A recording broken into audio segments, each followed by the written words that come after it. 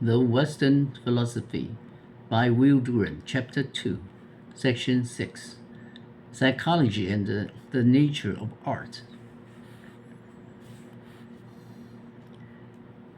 Aristotle's psychology is marred with similar obscurity and vacillation.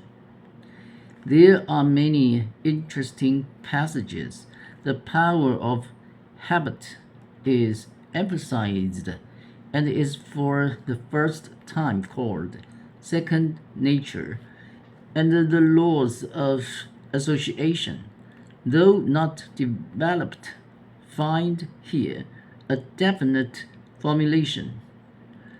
But both the crucial problem of philosophical psychology, the freedom of the will, and the immortality of the soul are left in haze and doubt.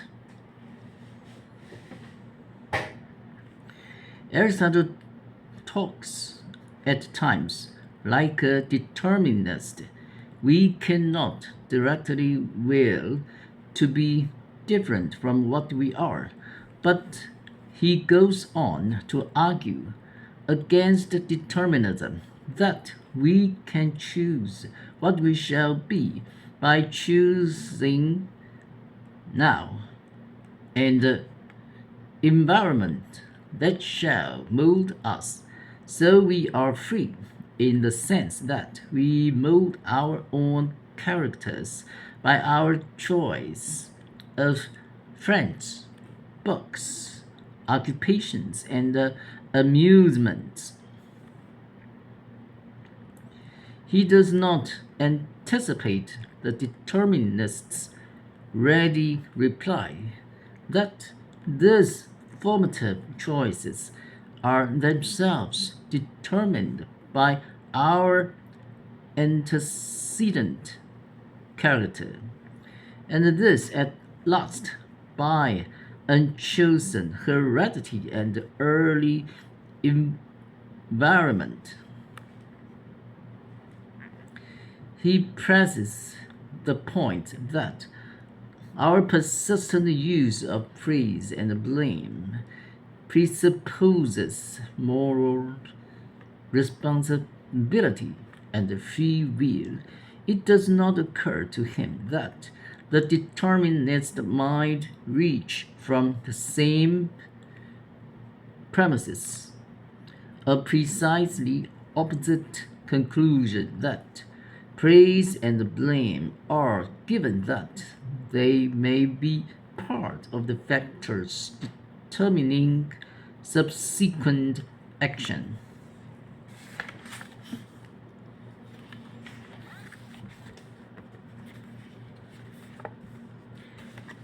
Aristotle's theory of the soul begins with an interesting definition.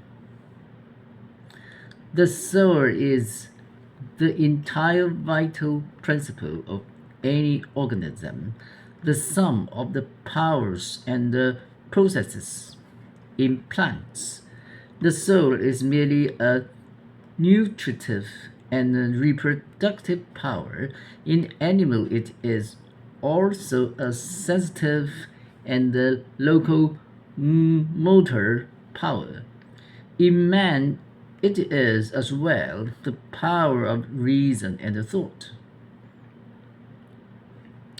The soul, as the sum of the powers of the body, cannot exist without it.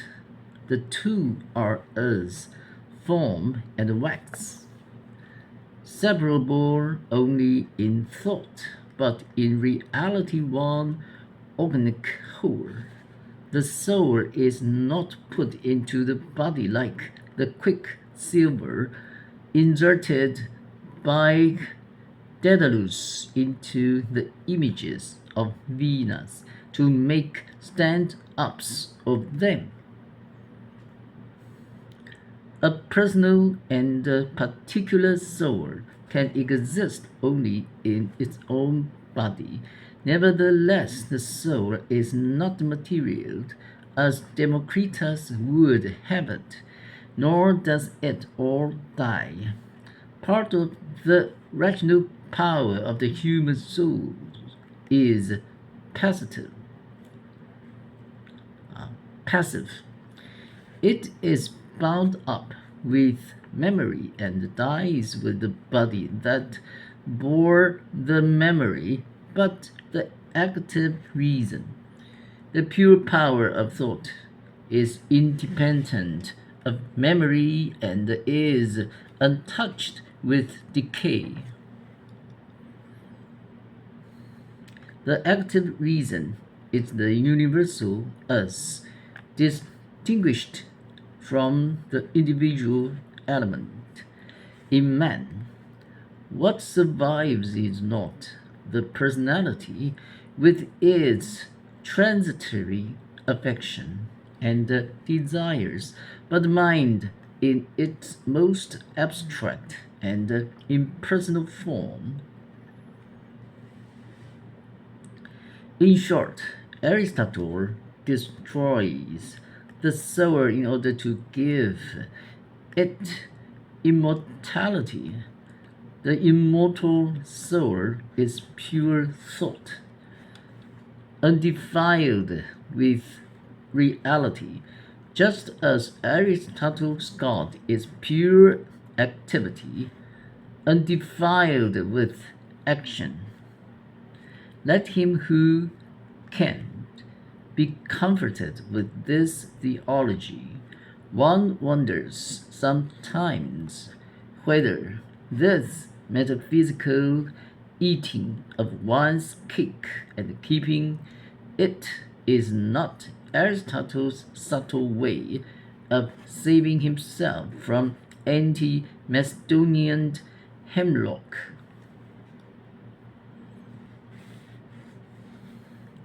In the safer field of psychology, he writes more originally and to the point, and almost creates the study of aesthetics, the theory of beauty and art.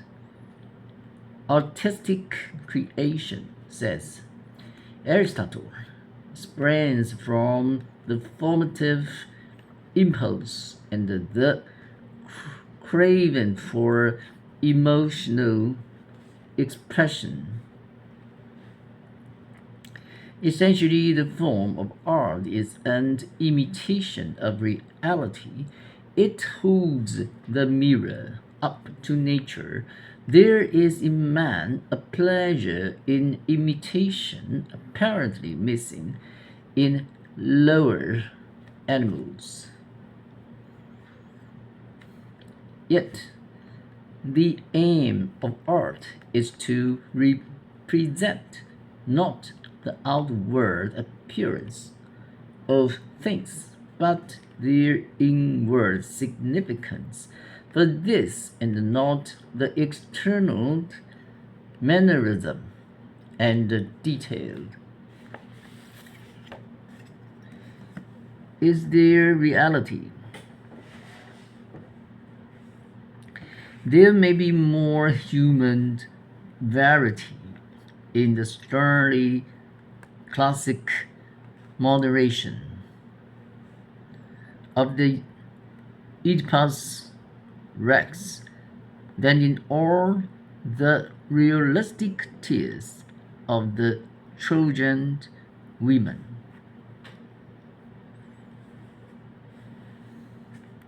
The noblest art appeals to the intellect as well as to the feelings, as a symphony appeals to us not only by its harmonies and sequences, but by its structure and development.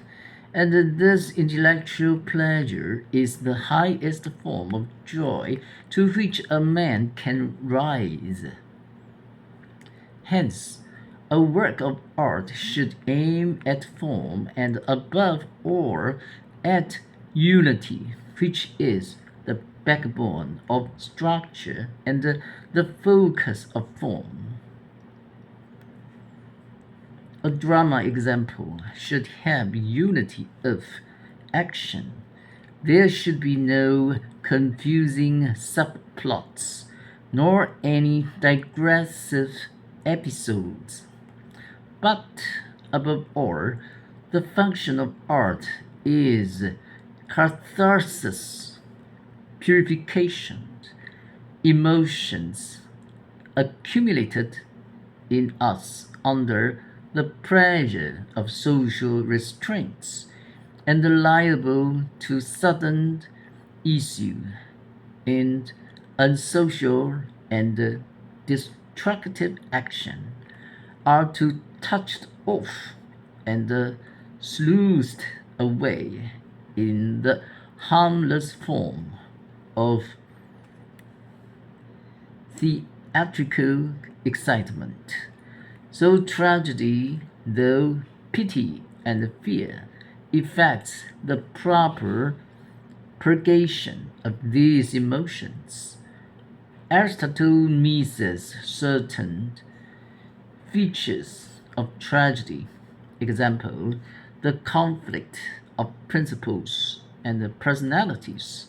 But in this theory of catharsis, he has made a suggestion endlessly fertile in the understanding of the almost mystic power of art. It is an illuminating instance of his ability to enter every field of speculation and to adorn whatever he touches. It is the end of this section.